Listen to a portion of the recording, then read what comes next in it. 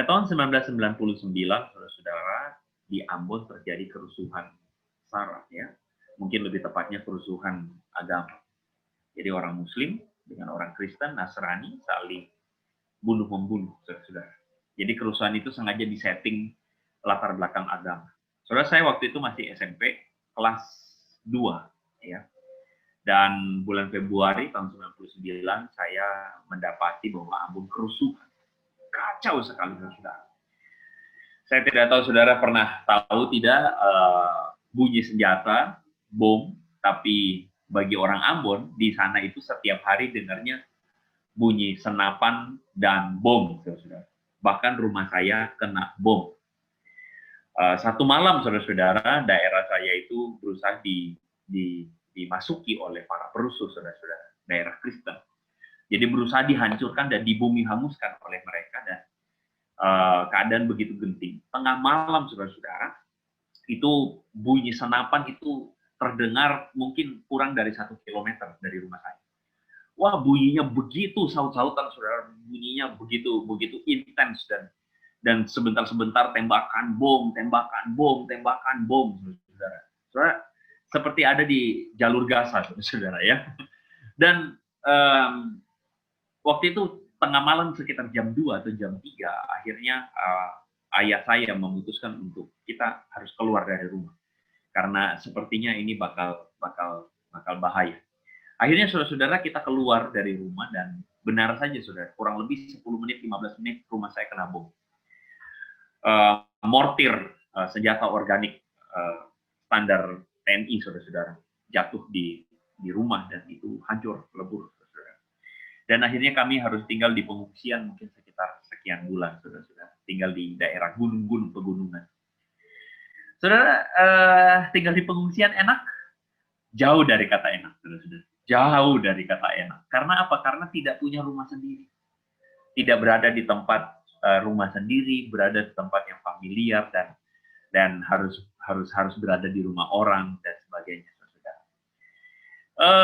Itu adalah satu pengalaman sedikit yang saya bisa bagikan kepada saudara-saudara. Bagaimana menjadi seorang pengungsi atau orang asing itu tidak menyenangkan. Betul ya? Tadi ada kesaksian dari saudara kita ya, DP, ya. Kalau saya tidak salah itu ada temannya juga yang Manado yang datang ya, begitu ya, sorry kalau saya miss, di Jakarta, lalu kemudian katanya tidak punya teman. Saudara, tidak punya teman aja saudara rasa tidak menyenangkan, saudara. Apalagi saudara menempatkan diri menjadi orang Israel pada saat itu yang adalah menjadi seorang buangan, menjadi tawanan di negeri orang. Harus meninggalkan Yerusalem, dan saudara tahu apa kebanggaan orang Israel? Kebanggaan orang Israel adalah Yerusalem. Kebanggaan orang Israel adalah bait Allah. Kebanggaan orang Israel adalah tanah Israel. Itu kebanggaan mereka. Ketika diambil dari mereka, mereka betul-betul kehilangan identitas. Mereka seperti anak ayam kehilangan induk. Mereka seperti orang-orang yang tidak punya, yang ditertawakan. Makanya saudara-saudara, kalau saudara lihat di dalam Mazmur-Mazmur, saudara-saudara, salah satunya misalnya di dalam Mazmur pasal 137 ya. Saudara-saudara, dalam Mazmur pasal 137 itu judulnya adalah ratapan Israel di dalam pembuangan. Ketika mereka melihat di seberang sungai Efrat, kata mereka, di tepi sungai-sungai Babel, di sanalah kita duduk sambil menangis apabila kita mengingat Sion. Sion itu apa? Sion itu ya Yerusalem. Saudara, tanah Israel. Mereka duduk, mereka menangis. Kenapa? Karena mereka kehilangan identitas mereka sebagai orang Israel. Bukan hanya itu. Mereka kehilangan identitas mereka sebagai umat pilihan Allah. Bahkan saudara bisa menemukan dalam satu bagian yang lain, saudara-saudara, di dalam pemazmur menyatakan bahwa orang-orang yang tidak mengenal Tuhan tertawa menghina mereka, lalu mengatakan, di mana Allahmu? Di mana Tuhanmu? Kenapa? Karena mereka menjadi olok-olok siang dan malam. Bekerja tidak bisa, dihina ia, kehilangan rumah, kehilangan tempat tinggal, menjadi orang tawanan, menjadi orang buangan. Itu orang Israel. Saudara bisa merasakan, mencoba menempatkan diri menjadi mereka dalam posisi seperti itu, saudara-saudara. Seperti yang kita alami hari ini mungkin, saudara-saudara ya. Saya tidak tahu seberapa parah saudara merasakan tahun 2020 dihajar Sebagian saudara mungkin merasa babak belur, sebagian saudara mungkin merasakan banyak hal yang buruk yang tidak baik, saudara. Nah, di dalam keadaan ini, saudara, saya ingin katakan kepada saudara bahwa sungguh orang-orang Israel itu kehilangan harapan, kehilangan pegangan. Saudara, kalau lihat di gambar situ ada masker ya, tulisannya apa ya, saudara? Tulang punggung keluarga. Saudara, tulang punggung apa artinya sih? Tulang punggung itu kan biasa dibilang tulang punggung itu kan biasanya ayah ya, bapak-bapak itu jadi tulang punggung. Sebagian ibu-ibu sudah jadi tulang punggung. Maksudnya apa? Ya pegangan. Pegangan saudara-saudara di harapan, pegangan. Ya udah, seperti kalau saudara misalnya ada katakanlah saudara naik atau saudara ada gempa bumi, saudara pegangan, saudara. Atau ada angin kuat, saudara pegangan, saudara. Nah, Israel kehilangan pegangan. Israel tidak punya pegangan. Disebut Tuhan, mana? Gitu loh. Mana Tuhan? Gitu kan. Kira-kira seperti itu. Nah, saudara, apa yang ingin saya sampaikan kepada saudara, kira-kira itu adalah sesuatu yang dirasakan oleh Israel. Nah, kepada mereka inilah firman Tuhan datang, saudara. Ya. Firman Tuhan datang dan Tuhan memperkenalkan dirinya. Tuhan mengatakan begini, akulah Tuhan. Ehye, esyer, ehye. By the way, saudara-saudara, Yahweh, YHWH, saudara tahu itu namanya dari mana? Yahweh itu adalah singkatan dari Ehye, Esyer, Ehye. Ehye, Esyer, Ehye itu adalah perkataan Tuhan ketika Musa bertanya kepada Tuhan. Musa tanya apa? Musa bilang begini, kalau orang Israel tanya, siapa nama Tuhan Allah Israel, Abraham, Ishak, dan Yakub itu? Lalu kemudian Tuhan bilang apa? Aku adalah aku. Itu terjemahan Indonesia. Dari bahasa Ibraninya Ehye, Esyer, Ehye. YHWH. Nah, jadi dari situ asal-usulnya, saudara ya. Itu sebagai informasi. Siapa tahu saudara ada yang belum tahu. Nah, saudara, Tuhan mengatakan kepada orang-orang Israel, akulah Tuhan. Tuhan yang apa? Tuhan yang Maha Kudus, yang menciptakan Israel. Tuhan mengingatkan kepada orang-orang Israel bahwa Tuhanlah yang menciptakan Israel. Lalu kemudian Tuhan mengatakan, beginilah firman Tuhan, yang telah membuat jalan melalui laut dan melalui air yang hebat, yang menyuruh kereta kuda keluar berperang, tentara orang gagah terbaring tidak dapat bangkit dan sebagainya. Ada yang tahu ini peristiwa apa? Ini adalah peristiwa bagaimana orang Israel dipimpin Tuhan keluar dari tanah Mesir melalui Laut Teberau, ya kan? Jadi lautan yang ganas itu saudara terbelah, lalu kemudian orang Israel melaluinya di jalan tanah yang kering. Setelah lewat, kemudian orang Mesir mengejar mereka, lalu kemudian di tengah jalan Tuhan kembalikan air itu, dan singkat cerita orang Mesir, pasukan Mesir menjadi tenggelam, saudara. Kita tahu cerita itu. Dan Tuhan mengatakan kepada orang Israel, mengingatkan kepada mereka yang sedang merasa kehilangan tulang punggung itu, atau merasa kehilangan pegangan itu. Tuhan ingatkan bahwa aku itu Tuhan, Allah Israel, yang menciptakan engkau. Aku itu Allah Abraham, Ishak, dan Yakub, yang menyelamatkan engkau dari tanah perbudakan. Seakan-akan Tuhan itu mengingatkan orang Israel tentang hal yang lalu.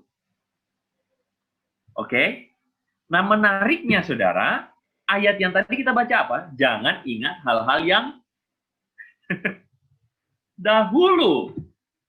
Nah, saudara bingung nggak tuh? Kenapa Tuhan mengatakan jangan ingat-ingat hal yang dahulu? Padahal barusan Tuhan mengajak Israel mengingat hal yang dahulu. Betul? Betul nggak? Saya ingat ayat ini saudara pernah dikhotbahkan oleh salah seorang pendeta, saudara, dulu waktu saya masih remaja. Lalu kemudian pendeta itu mengatakan, firman Tuhan mengatakan jangan ingat hal yang dahulu, jangan ingat hal purbakala. Tuhan akan membuat sesuatu yang baru. Tuhan akan membuat. Saudara, ayat itu diambil nggak ngerti konteks, padahal barusan Tuhan mengingatkan orang Israel bahwa mereka diselamatkan di tanah Mesir, dari tanah Mesir. Itu hal yang dulu bukan? Itu hal yang dulu bukan? Lalu kalau Tuhan bilang itu hal yang dulu, Tuhan baru ingatkan, lalu Tuhan bilang jangan ingat hal yang dahulu, gimana sih? Tuhan nggak konsisten dong. Iya kan? Nah, itulah sebabnya kenapa saudara-saudara belajar firman Tuhan, kita mesti belajar melihat genre, atau belajar melihat konteksnya seperti apa, saudara-saudara. Satu pertanyaan buat kita bahwa sebenarnya ini apa maksudnya? Tuhan sepertinya tidak konsisten di sini. Bukan karena Tuhan tidak konsisten. Bukan, sama sekali tidak. Ini adalah sebuah istilah, begitu saudara. Ini semacam sebuah idiom. Tuhan ingin mengatakan kepada orang-orang Israel, kita bisa memahami apa arti dari perkataan Tuhan itu dari ayat sesudahnya. Di mana Tuhan mengatakan begini, aku hendak membuat sesuatu yang baru, yang sekarang sudah tumbuh, belumkah kamu mengetahuinya? Ya, aku hendak membuat jalan di padang gurun dan sebagainya. Saudara, kita mengerti ayat ini, kita mengerti kenapa Tuhan bilang jangan ingat hal yang dahulu. Kenapa? Dari ayat sesudahnya ini. Ayat sesudahnya ini mengatakan bahwa aku hendak membuat sesuatu yang baru. Yang sekarang sudah tumbuh. Belumkah kamu mengetahuinya? Kata belumkah kamu mengetahuinya ini memberi kita clue atau petunjuk. Bahwa orang Israel belum tahu. Sesungguhnya orang Israel belum tahu bahwa Tuhan sedang bekerja. Berarti apa? Berarti orang Israel itu lagi tidak mampu melihat Tuhan sedang bekerja, membuat sesuatu yang baru. Tidak mampu melihat, saudara-saudara. Saya kasih contoh. Saudara, sekarang sebagian dari saudara pasti sedang ada di ruang ber-AC, betul? Coba, yang ada di ruang ber-AC, saya mau sedikit berinteraksi dengan saudara-saudara. Yang ada di ruang ber-AC, boleh saudara angkat tangan? Iya. Berapa banyak dari saudara dari tadi mendengar suara AC? Nah, sekarang harus saudara baru ngerti. Iya, ada suara AC. Dari tadi saudara dengar suara AC tidak? Dengar. Tapi saudara sadar tidak suara AC? Tidak. Baru saudara dikasih tahu, baru saudara sadar ada suara AC. Betul? Betul ya? Itu poin saya. Saudara sudah dengar sebenarnya, tetapi saudara tidak menaruh perhatian kepada suara AC tersebut. Saudara menaruh perhatian kepada saya. Kan begitu kan? Saudara menaruh perhatian kepada ibadah ini. Begitu. Karena saudara menaruh perhatian pada suara laptop saudara atau handphone saudara, makanya saudara mengabaikan atau tidak menyadari suara AC tersebut. Baru setelah saya bilang ada suara AC, baru saudara benar-benar taruh perhatian, oh baru saudara ingat. Betul ya? Nah, kira-kira itu yang Tuhan mau kasih tahu kepada orang Israel. Tuhan mau kasih tahu kepada orang Israel, jangan kamu ingat hal-hal yang menyusahkan kamu. Atau jangan kamu ingat segala sesuatu yang menjadi keluh kesah kamu. Jangan kamu menaruh perhatian ke sana. Jadi ini tidak sedang berbicara tentang jangan kamu ingat kejadian masa lampau di mana orang Israel diselamatkan Tuhan. Bukan. Tetapi Tuhan pengen kasih tahu sama orang Israel, jangan kamu menaruh pikiran dan perasaan kamu kepada segala sesuatu yang sedang kamu hadapi, kesulitan-kesulitan yang kamu hadapi. Itu yang Tuhan ingin kasih tahu. Tuhan kasih tahu bahwa aku sedang melakukan sesuatu yang baru. Yang dimana kamu tuh harus membuka pikiran, membuka matamu untuk melihat itu. Amin, saudara.